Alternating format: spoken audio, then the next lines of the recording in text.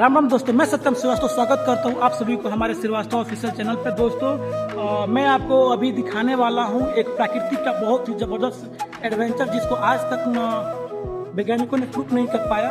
दोस्तों मैं अभी हूं मैन पार्क यानी कि छत्तीसगढ़ का शिमला जिसको कहते हैं वहाँ पे, और यहाँ पे एक प्राकृतिक एक ऐसा अनोखा एडवेंचर है कि यहाँ पानी धरती से पहाड़ की तरफ जाता है। तो आइए मैं वो चीज़ आपको दिखाता हूँ। देखिए वो ये जगह है, देख सकते हैं कि ये पानी अपना उधर नीचे से आ रहा है और ये पानी ऊपर की तरफ जा रहा है। ये पानी ऊपर की तरफ जा रहा है। दोस्तों वीडियो आपको थोड़ा भी अच्छा लगा हो तो फिर वीडियो को लाइक करके चैनल को सब्सक्राइब कर लें, साथ में बेल आइकन को भी दबा लें।